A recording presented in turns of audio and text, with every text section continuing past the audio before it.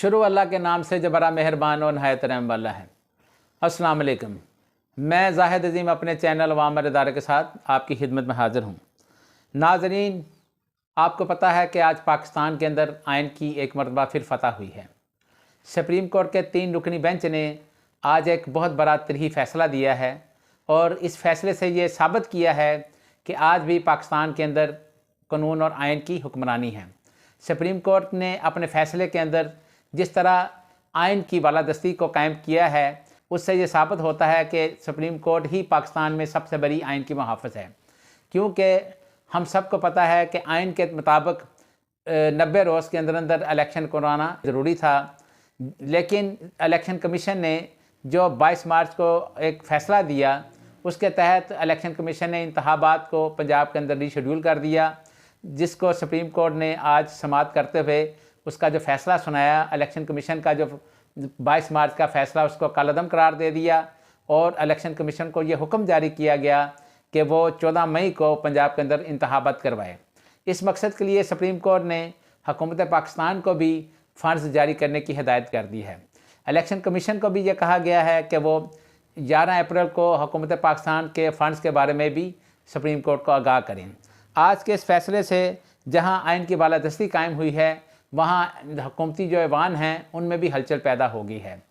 हुकूमती ऐवान के अंदर जिस हलचल का हम जिक्र कर रहे हैं, आपको अंदाज़ा होगा कि आज वज़ीर-ए-आज़म पाकिस्तान जनाब शहबाज शरीफ की ज़ेर सदारत वफाकी काबीना का फौरी तौर पर इजलास बुला लिया गया और उस इजलास के अंदर सुप्रीम कोर्ट का जो फ़ैसला है उसको ज़ेर बहस लाया गया और आखिर में सुप्रीम कोर्ट के फ़ैसले को मुस्तरद कर दिया गया। हालांकि आइन के तहत हुकूमत पाकिस्तान सुप्रीम कोर्ट के किसी भी फ़ैसले को रिजेक्ट नहीं कर सकती। अगर वो समझते हैं कि ये फ़ैसला उनके लिए ठीक नहीं है तो वो उसके लिए रिव्यू पिटिशन दायर कर सकती है। लेकिन ये पहली मरतबा हमने देखा है कि पाकिस्तान के अंदर जो हुकूमत है वो सुप्रीम कोर्ट के साथ कन्फेडरेशन में जा रही है और सुप्रीम कोर्ट का जो फ़ैसला है उसको मुस्तरद कर रही है और उसको मानने से इनकार कर रही है। इसके लिए ना सिर्फ हुकूमती ऐवानों बल्कि हुकूमत के जो वफाकी वज़रा हैं उनके बयानात भी जिस तरीके से आज हमें देखने में नज़र आए हैं, वह भी एक अफसोसनाक बात है कि हुकूमत के जो वज़रा हैं उन्होंने भी सुप्रीम कोर्ट के इस फ़ैसले के ऊपर बहुत ज़्यादा तनकीद की। इवन मरीम नवाज़ साहिबा ने भी इस हवाले से जिस तरीके से सुप्रीम कोर्ट के 3 रुकनी बेंच को तनकीद का निशाना बनाया, वह भी एक अपनी नवीयत की अलग ही कहानी है। क्योंकि मरीम नवाज़ साहिबा का ये कहना था कि पहले जनरल फैज़ हमीद, आसफ़ सईद कोसा और साकिब निसार साहब जो थे, उन्होंने जो कुछ किया, इस ये बेंच भी उसी का तसलसल है और अब इस बेंच ने उसकी ज़िम्मेदारी उठा ली है। मरीम नवाज़ साहिबा जिस तरह पहले वाले जो जजेज़ हैं उनके ऊपर तनकीद कर रही हैं, लेकिन वो अब हाजिर सर्विस जो जजेज़ हैं और जो मौजूदा चीफ जस्टिस अमृता बंदयाल साहब हैं उनके ऊपर भी तनकीद का निशाना बना रही हैं।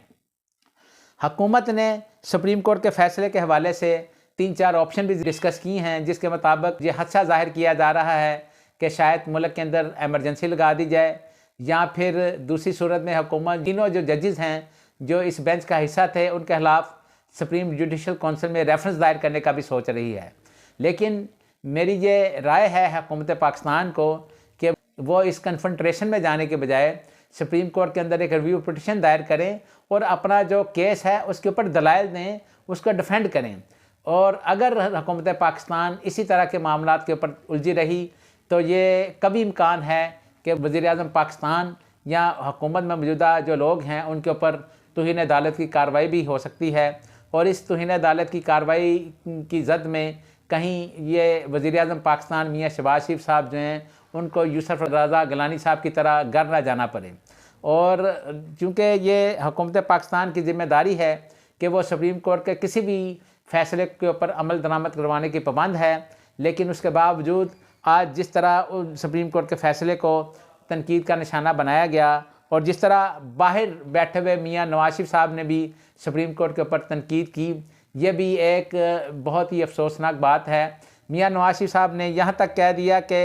एक शख्स को इक़्तिदार में लाने के लिए दोबारा से जतन किए जा रहे हैं। मियाँ साहब खुद तो मुल्क से बाहर बैठे हुए हैं और पाकिस्तान आने के लिए तैयार नहीं हैं, लेकिन पाकिस्तान के अंदर जो इदारे हैं उनको तनकीद का निशाना बना रहे हैं। हुकूमत को इसके ऊपर सोचना चाहिए और इसके लिए अगर कोई उनके पास हक़ है तो वो रिव्यू पिटिशन का हक़ है, नज़रसानी की अपील है उसके अलावा हुकूमत के पास दूसरी कोई ऑप्शन नहीं है। और हुकूमत कभी भी ये नहीं हो सकता कि सुप्रीम कोर्ट के फैसले के ऊपर अमल दरामद ना कराए, क्योंकि हुकूमत सुप्रीम कोर्ट के हर फैसले के ऊपर अमल दरामद कराने की पाबंद है। सुप्रीम कोर्ट के फैसले के मुताबिक आज मुल्क के अंदर बहुत सारे लोगों ने इस हवाले से बयानात भी दिए, जिसमें इमरान खान साहब का भी एक बयान आया जिसमें उन्होंने कहा कि सुप्रीम कोर्ट ने आइन की हिफाजत की है और इंतखाबात का जो सुप्रीम कोर्ट का फ़ैसला है वो हुशाइंद है। उन्होंने तमाम अपने जो तहरीक इंसाफ के कारकुनान थे उनको भी इंतखाबात की तैयारी करने का हुक्म दिया। दूसरी तरफ जो बिलावल भुट्टो साहब हैं, उन्होंने भी सुप्रीम कोर्ट के फ़ैसले के हवाले से आज एक बयान जारी किया है। वो एक जलसे से खिताब कर रहे थे जिसमें उन्होंने कहा कि तख्त लाहौर की जो लड़ाई है वो पूरे मुल्क को ले डूबेगी। बिलावल भुट्टो साहब को भी ये सोचना चाहिए कि हुकूमत पाकिस्तान को सुप्रीम कोर्ट के इस मामले के ऊपर थोड़ा सा सीरियस होकर सोचना चाहिए और हुकूमत को चाहिए कि वो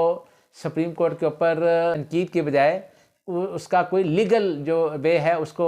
निकाले और लीगल तरीके से सुप्रीम कोर्ट के साथ जो कोर्ट के अंदर कोई लड़ाई लड़ना चाहती है तो उसको लीगल तरीके से लेकर चलें। और उसके लिए हुकूमत पाकिस्तान के पास जो ऑप्शन है वो सुप्रीम कोर्ट के अंदर रज़ासानी की अपील है जिसको करना चाहिए, ना कि हुकूमत ये सोचना शुरू कर दे कि हम सुप्रीम कोर्ट के फ़ैसले को नहीं मानते और सुप्रीम कोर्ट के जो जजेस हैं उनके खिलाफ हम सुप्रीम जुडिशल कौंसिल में रेफरेंस दायर कर देंगे। ये पाकिस्तान के अंदर नारकी और फसाद बर्पा करने की एक नाकाम कोशिश होगी और जिससे ना सिर्फ अपोजिशन बल्कि हुकूमत को भी नुकसान होगा। अगर आपको हमारी ये वीडियो पसंद आई हो तो नीचे दिए गए सब्सक्राइब के बटन को प्रेस करके अपने इस चैनल का हिस्सा बने। अल्लाह ताला हम सब का हामी नासिर हो। खुदा हाफिज़।